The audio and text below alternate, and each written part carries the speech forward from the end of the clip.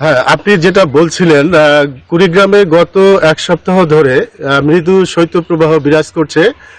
এর মধ্যে সর্বনিম্ন তাপমাত্রা 11.3 ডিগ্রি থেকে 11.5 ডিগ্রির মধ্যে অবস্থান করছে। কিন্তু আজকে আবহাওয়ার কিছুটা আমরা উন্নতি লক্ষ্য করছি। আজকে আবহাওয়া 13.4 ডিগ্রিতে অবস্থান করছে। কিন্তু আমরা গতকাল সারা দিন সূর্যের দেখা মেলে নাই, এবং আজকেও আবহাওয়ার যে পরিস্থিতি, তাতে মনে হচ্ছে যে সূর্যের দেখা আজকে হয়তো মিলবে, একটু আমরা আকাশ পরিষ্কার দেখতে পাচ্ছি।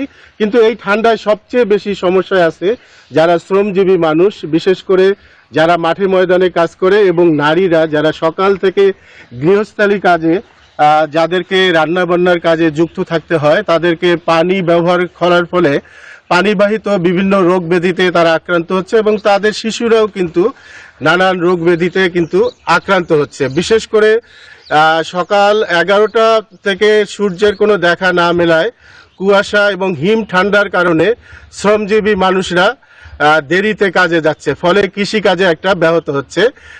এই রকম একটা অবস্থা বিরাজ করছে। আমরা চাঁদপুরে যাব আমাদের সহকর্মীর কাছে।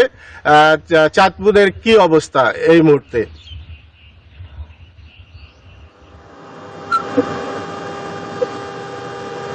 চাঁদপুরও আজ এক সপ্তাহ যাবৎ সূর্যের তেমন একটা সন্ধান মিলছে না। এবং এখানকার মানুষগুলো বিশেষ করে বেশি কষ্ট পাচ্ছে শ্রমজীবী মানুষগুলো। তারা ঠান্ডার কারণে মাঠে ময়দানে তারা কাজ করতে যেতে পারছে না। এবং আপনি দেখতে পাচ্ছেন যে কুয়াশাচ্ছন্ন আবহাওয়া, এবং এই আবহাওয়ায় মানুষ কষ্ট পাচ্ছে। গতকালকে সূর্যের তেমন সন্ধান মিলেনি। আজকে সূর্যের সন্ধান মিলবে কিনা আসলে বেলা না বাড়া পর্যন্ত বলা যাচ্ছে না।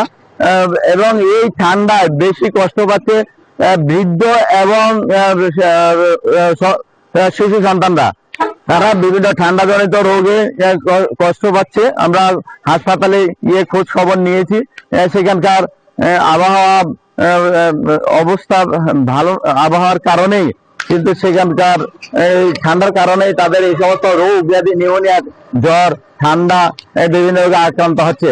তো এই ছিল চাঁদপুরের ঠান্ডাজনিত রোগ এবং ঠান্ডার সর্বশেষ তথ্য। আমি ফিরছি স্টুডিওতে।